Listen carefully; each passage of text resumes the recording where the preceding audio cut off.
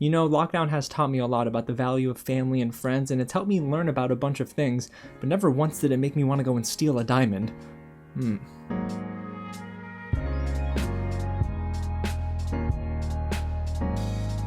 What's going on, you guys? James here with another real review, and today we're going to be talking about the HBO Max original movie Locked Down, directed by Doug Liman and starring Anne Hathaway and Chiwetel Ejiofor. This movie was actually filmed during lockdown, I believe back in September in London. This movie's about a couple who is on the verge of separation when lockdown keeps them together in London for a little while longer. We learn quickly that both Paxton and Linda are emotionally and mentally unstable, living lives they're not happy with, but one day Linda gets an idea to steal a diamond worth £3 million and enlist the help of her husband for one final ride together during lockdown. It's like Bonnie and Clyde, just, you gotta add a pandemic on top of that. Now, before I tell you what I liked and what I didn't really like about Lockdown, if it's your first time here at the channel, guys, welcome to Real James, where I talk about movies and review them early for you every single day of the week. So if you don't want to miss out, go ahead and hit the big red button below, subscribe to the channel, and tap on that bell so you stay notified whenever something new drops. I have my top 10 best movies of 2020 dropping tomorrow, and my WandaVision reactions dropping on Friday. And if you haven't already, smash that like button and get loud in the comments below.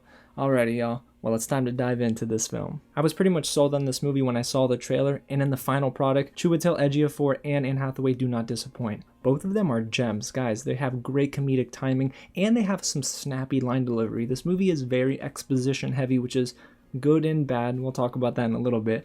But I feel like the script was really catered to them. They can both carry scenes by themselves, and I was captivated by everything they did, including Chiwetel Ejiofor's poetry reading. He goes out into the streets and reads a line of poetry or two to his neighbors who are also locked down.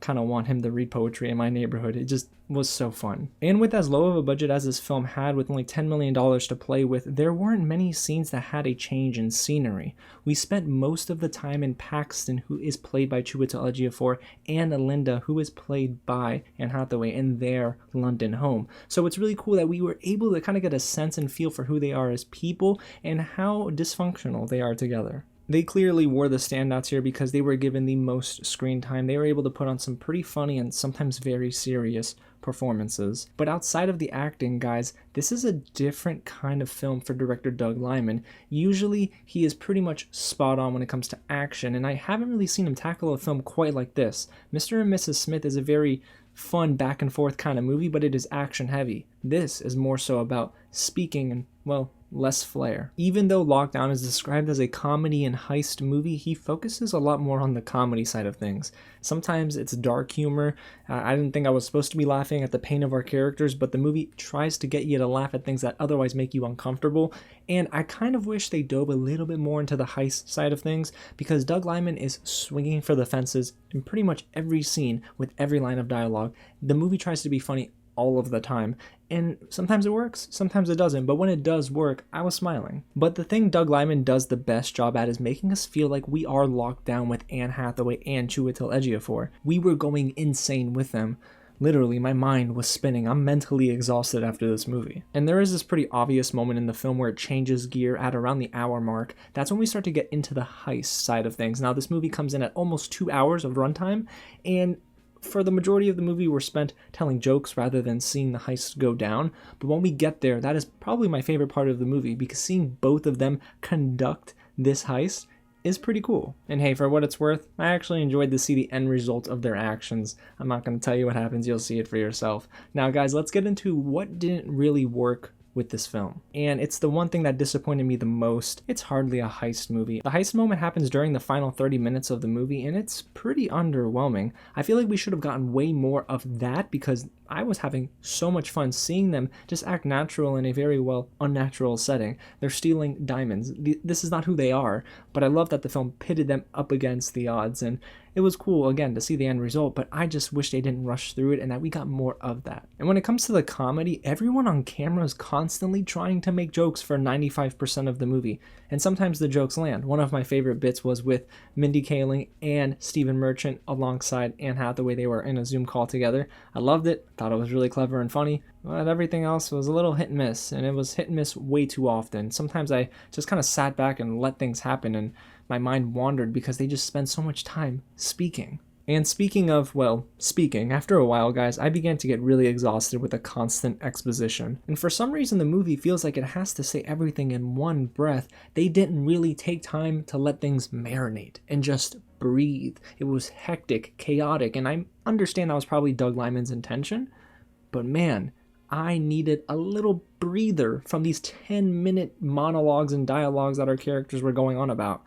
Yeah, it could have been handled a little bit better. And while the movie was filmed during the lockdown in London, it didn't really look like anyone cared that we were in a pandemic. Guys, the majority of on-screen talent weren't even wearing masks. They were hardly social distancing. I don't know why the movie strayed away from that bit of realism. You know, we're put into a pandemic, right? We're put into London during the height of the lockdown, and we're supposed to believe that nobody cares? They just weren't wearing masks, breathing on each other. There was one scene where we had our main characters and another employee, I guess, of this department store in a cramped elevator, and no one wore masks. They're just breathing on each other. I mean, really? But overall, you guys, casting that little nitpick aside, Lockdown gave us a movie that maybe wasn't what I expected. When I read comedy heist, I really thought, oh boy, we're getting a really fun heist movie for like the entire second half of the film. Instead, we get that for 30 minutes, and for the rest of the time, it's just a lot of exposition. It is just a lot of talking. I will give credit to some of the writing here. The humor was clever in moments, and our leads have wonderful line delivery. Seriously, Anne Hathaway and Chiwetel Ejiofor just carry this film on their backs, but they can only go so far. They're hardly the issues here, though. It's really the script and, unfortunately, the direction in which this movie took. The film spends a lot of time trying to get us to understand our characters' motivations, and I did after 45 minutes. But guys, why were we spending another 45 minutes doing the same exact thing? The pacing was really sluggish, and honestly, the second half of this movie was kind of a drag. So I really wanted to love my time with this film, but with the heist element being wasted, not all the humor being pretty effective, I can't tell you that this film is anything above average. If you're looking to find a movie that is going to make you waste 2 hours of your time, give you some laughs, and really show some pretty darn good performances from Anne Hathaway and Chiwetel Ejiofor, I think you'll be happy with that. But if you're looking for something a little bit deeper than the surface, if you're looking for a film that might actually be the first really darn good movie of 2021, this might not be it. So there you have it, you guys. That's my real review of Locked Down, a movie that had a lot of potential, some good performances, but unfortunately it didn't have the complete package. But I want to know what you guys have to say about this film when it debuts on HBO Max this week. So get loud in the comments below and let me know what you guys thought. Did you like it more than me? Or do you pretty much agree with everything I had to say? And if you haven't, hit the big red button below and subscribe to the channel. And don't forget to tap on the bell so you stay up to date with anything new this week and for the rest of 2021. It's about to be fun, y'all. Okay, well, I'm going to go spend the rest of my time in lockdown not planning a jewelry heist. Sounds like a good idea. Again, guys, thank you so much for watching, and I'll catch you at the next screening.